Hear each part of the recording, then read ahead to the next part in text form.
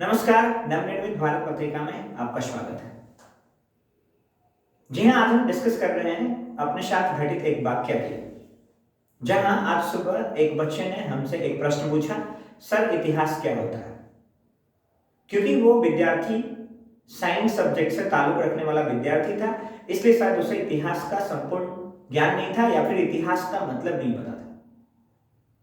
फिर हमने उस बच्चे को बड़े प्यार से समझाया कि बेटा, यदि आप फ्यूचर में, ज्यादा दिन तो नहीं, बहुत जल्द कुछ फ्यूचर में अगर आप किसी कॉम्पिटिटिव एग्जाम में बैठेंगे और वहां आपसे एक प्रश्न पत्र पूछा जाएगा कि भारत के आखिरी सरकारी रेलवे कौन सा है, या भारत की सबसे आखिरी सरकारी रेलवे स्टेशन कौन सा है, या फिर प्रश्न यह भी हो सकता है भारत का सबसे आखिरी सरकारी अस्पताल कौन सा है, या फिर हो सकता है प्रश्न यह भी हो भारत का सबसे आखिरी सरकारी कॉलेज कौन सा है, सरकारी स्कूल कौन सा है, या फिर हो सकता है सरकारी जॉब कौन सा है। तब आप समझ लेना ये प्रश्न शायद इतिहास से ताल्लुक रखता है। जी हाँ दोस्तों, तो आप यदि समझदार होंगे तो आपको समझ में आ गया होगा। हम बात कर रहे हैं सरकारी चीजों का जो रूपांतरण निजीकरण के रूप में हो रहा है, हम उसकी बातें कर रहे हैं।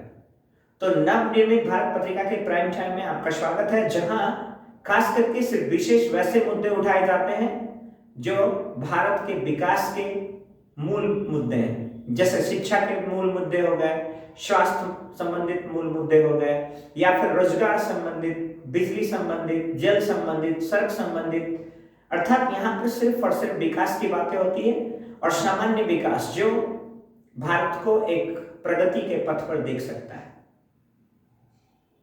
जिस प्रकार सरकार सरकारी सुविधाओं का या फिर सरकारी सेवाओं का रूपांतरण निजीकरण के रूप में कर रहा है, हो सकता है बहुत जल्द जो दास प्रथा खत्म हुआ था वो दास प्रथा आपको सामने मिल सकती है। क्योंकि सरकारी चीजों का रूपांतरण अगर निजीकरण के रूप में होता है तो निजीकरण एक प्रकार से दास प्रथा से कम नहीं है, ये उससे भी ज्यादा डोमिनेटिंग आपके लिए साबित हो सकता है। और जिस तरीके से हम सरकार के इस निजीकरण के रवैये के खिलाफ या सरकार के निजीकरण का विरोध नहीं कर रहे हैं, हो सकता है बहुत जल्द वो समय आपको देखने को मिल सकता है जहां पर हर प्रकार की सरकारी सुविधाओं को हटा करके कुछ विशेष वर्ग के लोगों के हाथों में इसे निजीकरण के रूप में सौंप दिया जाएगा। जहां पर नियम कानून तय करने वाले सरकार नहीं होंगे, वहां पर नियम और कानून को तय करने वाले होंगे वो निजीकरण वाले कुछ विशेष वर्ग के व्यक्ति, जो आपको फोर्सफुली प्रेरित करेंगे, आपका शोषण करेंगे। आय के आधार पर शोषण होगा आपका, कार्य के आधार पर शोषण होगा आपका। जहां सरकारी सुविधा में या सरकारी अवस्था में जिस जॉब के लिए आपको 50,000 रुपए मिल रहे होंगे, हो सकता है निजीकरण के कारण आपको वही जॉब 10,000 रुपए में करना पड़ेगा, क्योंकि बेरोजगारी का तो स्तर यूं ही बहुत बड़ा है। आज भी हमारे क्षेत्र में निजीकरण के बहुत सारी कंपनी है, लेकिन अगर निजीकरण के बहुत सारी कंपनी है, प्राइवेट की भी बहुत सारी कंपनी है, उसके बावजूद भी अगर बेरोजगारी का स्तर इतना अधिक है और हर साल बढ़ते ही जाता है, अभी भारत में बेरोजगारी का स्तर 10% तक है।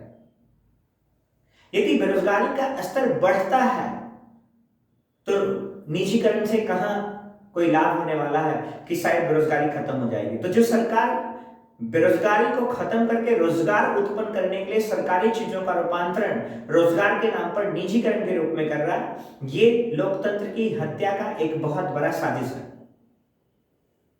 क्योंकि जहां पर कोई सरकारी सुविधा नहीं होगी वहां पर डेमोक्रेसी की क्या बात है, फिर वहां पर लोकतंत्र का क्या रूप होगा, फिर हम क्यों जनता के लिए जनता की सरकार को चुनेंगे।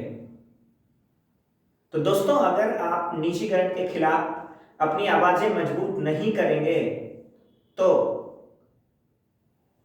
आगे फ्यूचर में हमारे बच्चे बेरोजगारी के दर पर खड़े मिलेंगे। आपके पास आय तो होगा लेकिन शायद भोजन नहीं होगा, क्योंकि निजीकरण के कारण महंगाई भत्ता या महंगाई इतनी अधिक बढ़ चुकी होगी कि आप खाने के लिए भी शायद, या जो ऐशो आराम की जिंदगी अभी आप जी रहे हैं, हो सकता है वो मुश्किल हो जाए, हो सकता है वो कठिन हो जाए। या फिर कंपटीशन, बेरोजगारी होने के कारण निजी क्षेत्रों में भी कंपटीशन इतना अधिक बढ़ जाएगा जहां पर मूल वेतन से कम वेतन पर आपको काम करना पड़ेगा। तो क्या ये दास प्रथा से कम है? क्या ये गुलामी प्रथा से कम है? हो सकता है ये हमारा देश सरकारी सुविधाओं से वंचित रहे, हो सकता है ये हमारा देश जिस प्रकार से अंग्रेजों की गुलाम था, हो सकता है निजीकरण का गुलाम हो जाएगा। कुछ विशेष वर्ग के लोगों के हत्थे चढ़कर हम गुलामी के प्रति बंध जाएंगे।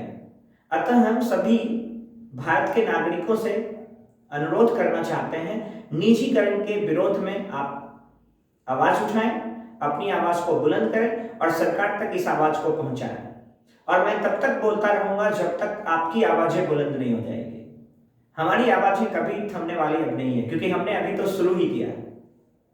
तो दोस्तों, आपसे अनुरोध है, जब भी सरकार सरकारी सुविधाओं को हटाकर निजीकरण के क्षेत्र में अपना कदम बढ़ाता है तो आप एक कदम आगे बढ़ाएं उसके विरोध के लिए। नमस्कार।